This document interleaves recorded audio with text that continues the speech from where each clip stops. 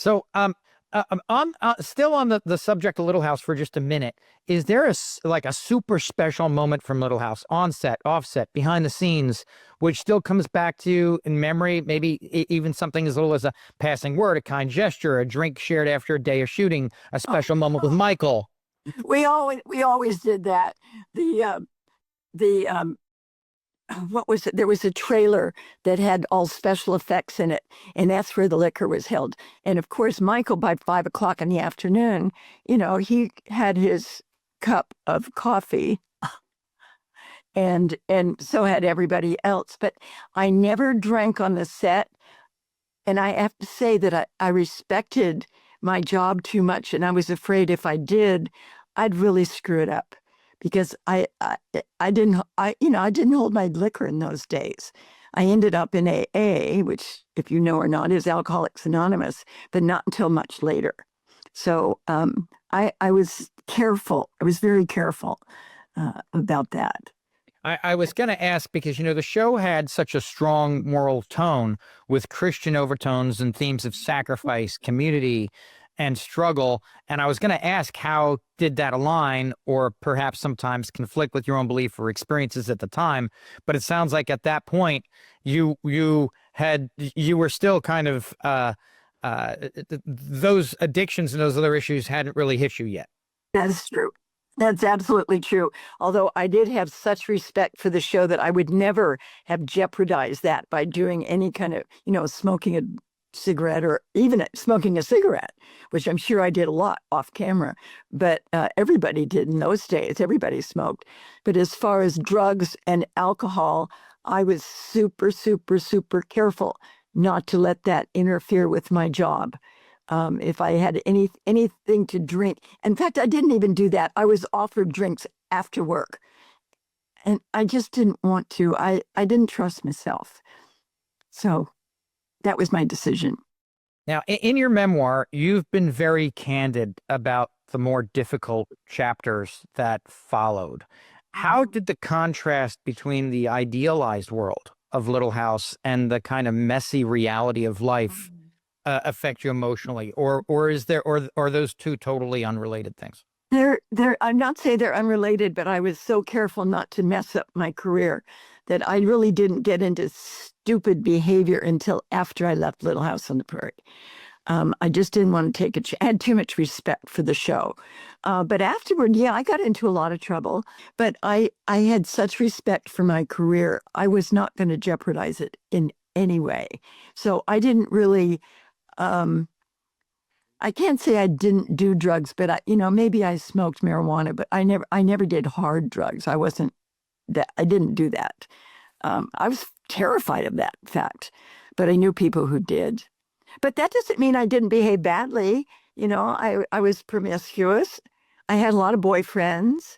I had fun in that respect.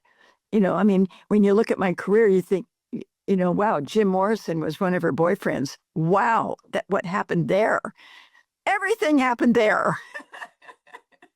We went on a road trip together. He was in trouble. He wanted to get out of town. He said, "You want to go?" Sure, why not?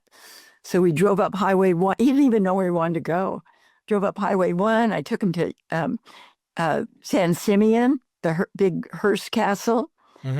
Introduced him to some friends who were living in the area on the ocean. Had a really good time. And then we got back to LA and I never saw him again. He was dead within 6 months. How did you two first cross paths, and how quickly did you guys realize you had a connection? Well, I had a clothing store. It was on La Cienega Boulevard in Los Angeles. It was in a office building, basically. And he had an office there. And I had friends who, Neil Young, Crosby, Stills and Nash, Joni Mitchell, had all become dear friends because we all were in the same area, their office and my store. And so I think he trusted me. We would go drinking in the afternoon, and he usually couldn't control his drinking. He was famous for that. And so I would take him home, sometimes to my house, sometimes to his house. But he trusted me.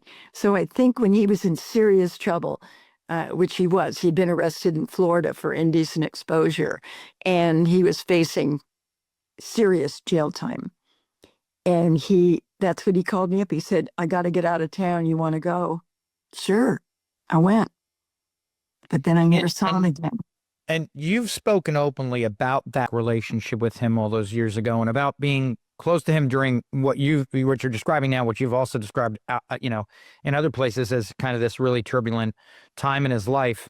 I was wondering what he was like when the world wasn't watching, because, he has this iconic, legendary persona image, public image. What was he like when the world wasn't watching? We had a friendship with sex. Friends with benefits. Yeah, friends with benefits. That's probably where it came from. Yeah. No, I enjoyed his company so much. He was so smart. He was funny. But when we were together at that point in his life, he was not funny. He wasn't, he was in a terrible place. He just wanted to get out of town and shut up. And I'm good at that. So that's what we did. We just drove and, stopped in San Simeon, we toured basically. But I mean, he told me some secret stuff, but I'm not going to divulge it. He regretted what he had done. Was there anything, after, sometimes when people pass, you go, oh, gee, I sure wish I would have been able to say this or say that. If he were alive today and you could sit down with him one more time, was there anything what do you think you'd talk about? I think I would thank him for trusting me with his secret life. He just needed somebody. I mean, he used to come into my store all the time. And then the other people in the building were also rock and roll people, managers and all. And we would all walk down La Cienega and go to a restaurant and bar and sit outside and have drinks and all. We would do that a lot with a lot of other people. But I think he trusted me. He was in terrible trouble. He was facing prison. He needed a friend. And I did not need a romantic relationship. He already had that. He had a partner. But he was skipping out on that too. So I was just there as his friend. He could confide in. And I'm so grateful for that.